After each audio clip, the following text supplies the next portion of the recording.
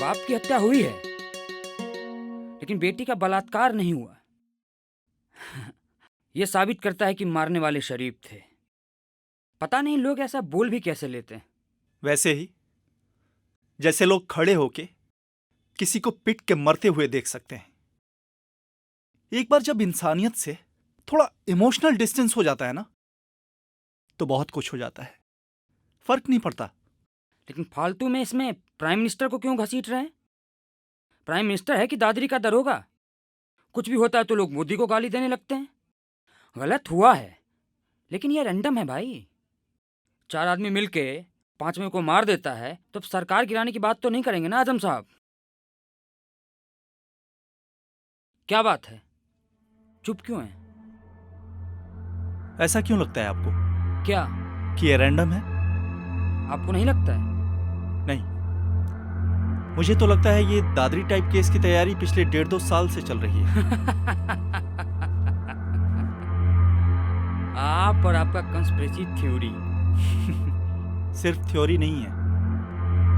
देखिए, एक 50 साल के बुजुर्ग को पत्थर फेंक फेंक के मार देना घटिया काम है। उस मुद्दे पर मैं कुछ नहीं कह रहा। मैं भी नहीं कह रहा हूं, वो तो आंखों के सामने है। फिर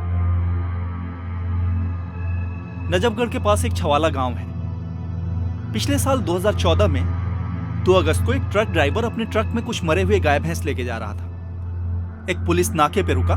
पुलिस नाके पे वहां पे एक गौरक्षक भीड़ आई और उस ट्रक ड्राइवर को लोहे की रॉड से पीट पीट कर मार डाला, गौ हत्या करके, पुलिस नाके पे। बाद में इन महापुरुषों को पता चला कि वो ट्रक ड्राइवर मुसलमान नहीं था, हिंदू था। Victim south Delhi municipal corporation के कॉन्ट्रैक्टर शंकर कुमार थे। शंकर कुमार, कितने प्यार से माँ बाप ने नाम रखा होगा, शंकर। सुरेरा गांव में जो काउशेड है, वहां से ये मरे हुए गाय भैंस गाजीपुर लेकर जा रहे थे क्रिमेशन के लिए। उसको इन लोगों ने पीट पीट कर मार डाला। Oh shit. 13 लोगों के अगेंस्ट एफआईआर हुआ, सब के सब छूट गए। Lack of evidence. एक पुलिस नाके पे मर्डर होता है, पुलिस नाके पे। बचाना तो छोड़िए साहब, हमारी पुलिस एविडेंस देने के लायक भी नहीं है। जानते हैं ये छवाला की घटना दादरी से भी बड़ी क्यों है? क्यों? बीजेपी के काउंसिलर हैं प्रदीप कुमार जी, उस एरिया से। उनका कहना है कि छवाला, रावता और शिकारपुर गांव के लोगों ने, जिन्होंने हत्या की थी, वो शंकर जी की विधवा से मिलने गए थे और उनसे माफी मांगी। It is impossible to contain a frenzied mob and even the family understood this. ये उनका स्टेटमेंट छपा है द हिंदू अखबार में। अंडरस्टूड? अपने पति की सरफटी लाश देखकर क्या समझी होगी औरत? एक हत्या पुलिस के सामने होती है, उस एरिया का नेता उसको जस्टिफाई करता है, उस एरिया के लोग चुप रहते हैं, देश के मीडिया को कोई फर्क नहीं पड़ता है, देश का जस्टिस सिस्टम हत्यारों को छोड़ देता है, और शंकर कुमार हम सब के लिए सिर्फ कोलेट्रल डैमेज बन के रह जाते हैं। इन लोगों के खिलाफ कोई एक्शन नहीं हुआ? नहीं, और होगा भी नहीं, क्योंकि आजकल लोग विरोध भी टीवी देखकर करते हैं। जब हिंदू हिंदू को मारे तो थोड़ा जायका कम पड़ता है टीआरपी पॉइंट ऑफ व्यू से। जब हिंदू मुसलमान को मारे या मुसलमान हिंदू को मारे, तब जाके घी में तड़का पड़ता है बॉस। तब जाके देश की सामूहिक चेतना जागती है। हिंसा का कोई जात धर्म नहीं होता है। टेररिस्ट टेररिस्ट होता है, और वो फर्क नहीं करेगा कि आप हिंदू हैं या मुसलमान। आज वो आपके पीछे इस्लाम और गाय के नाम पे आया है, तो कल मिनी स्कर्ट और वैलेंटाइंस डे के नाम पे आएगा। कल तक वो आपको थप्पड़ लगाता था, आज आपका गला काटेगा। लोग कैसे जस्टिफाई कर लेते हैं? खड़ा होके देखना तमाशे की तरह। कहां जाती है इंसानियत? आप एज्यूम कर रहे हैं कि सब में होती है। होती है, सब में होती है।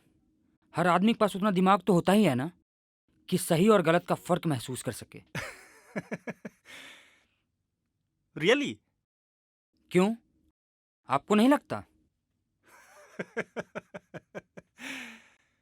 सामूहिक चेतना। 1985 की बात है, 6 मई। हमको याद है, मेरा बर्थडे था। हम लोग नहा धो के कुर्ता पजामा पहन के जुलूस निकाले मोहल्ला में। मेरे सब चाचा भाई भतीजे सब के सब सड़क पे। हम सब छोटे थे बहुत। मैंने चाचा से पूछा कि चाचा हम कहाँ जा रहे हैं? बोले दिल्ली की सरकार से लोहा लेने जा रहे हैं। हम बोले जुम्मन चाचा से ले लो, लोहार है वहां मिल जाएगा, दिल्ली कहाँ जा रहे हैं? तो हंसने लगे। बिठाकर समझाए कि देश के सुप्रीम कोर्ट ने इस्लाम के नुमाइंदों का अपमान किया है।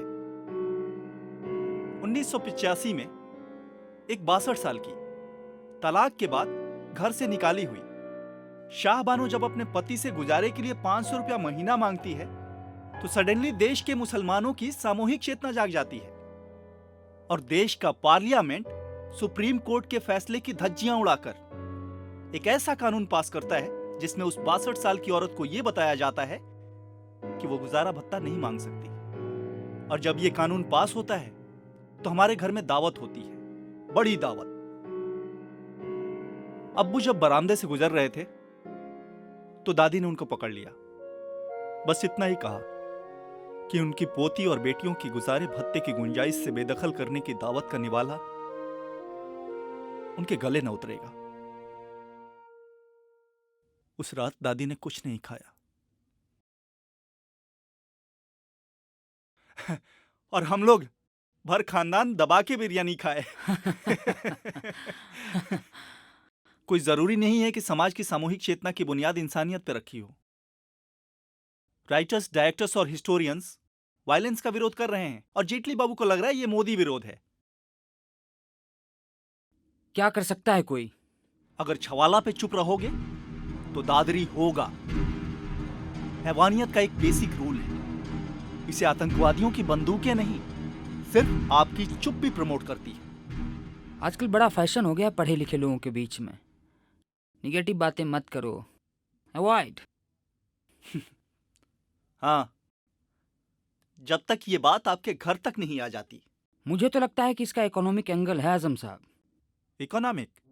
देखिए आजम साहब, हाईवे पे खड़े होके जितने भी लोग कैटल ट्रांसपोर्ट कर रहे हैं उन्हें रोकने का पावर अगर आपके हाथ में दे दिया जाए तो सोचिए आप क्या कर सकते हैं। न्यूसेंस अवॉइड करने के लिए 20-25% लोग आपको 50-100 रुपये दे ही देंगे, और अगर 10-20 लोगों का गला काट दिया तो हर बंदा 100-200 देकर जाएगा। ये तो स्टैंडर्ड रूल है। जब जब पुलिसिंग का पावर नॉन स्टेट एक्टर्स के हाथ में गया है तबाही मची है। कहाँ लुका के बैठे हैं जी? आपको शर्म नहीं आता है? भर दोपहरिया में लुका के दारू पी रहे हैं। इमीवा सबके संगत में रहिएगा ना तो बर्बादे हो जाइएगा। कह रहे हैं नारी तक गणपति का पंडाल लगा हुआ है। फुलवाला को फोन किए थे? नहीं। पूजा का सामान लाए हैं? और आपका है? अल्ताफ लाइट एंड साउंड वाला फोन नहीं उठा रहा है, अभी तक बत्ती नहीं लगाया है साला। अरे हम उसको फोन किए हैं, अभी आधे घंटे में आ जाएगा। अरे आप लोग में ना जिम्मेदारी नाम का कोई चीजें नहीं है।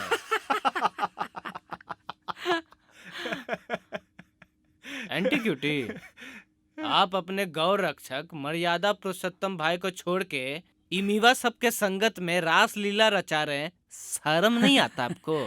बोतल इन्हीं का है। आजम भैया कैसे हैं? बढ़िया है।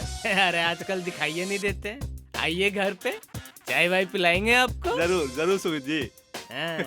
बढ़ाइए, ग्लास ग्लास है और डिस्पोजेबल चलेगा? अरे डिस्पोजेबल, परमानेंट, चम्मच, लोटा, कठौती, डोंगा सब चलेगा। बढ़ाइए जरा, कड़क पटियाला वाला। सामूहिक चेतना और इंसानियत किसी भी समाज के बट चीक्स होते हैं। अगर इनमें दूरी बढ़ी तो फटेगी। ये बट चेक्स क्या होता है भैया? गूगल कर लीजिए। आजम जी, एक चीज बताइए, 1947 के बाद आज ऐसा क्या हो गया है कि राइटर्स, डायरेक्टर्स और हिस्टोरियंस अपना अवार्ड वापस कर रहे हैं? आपको नहीं पता है? आपको भी नहीं पता है?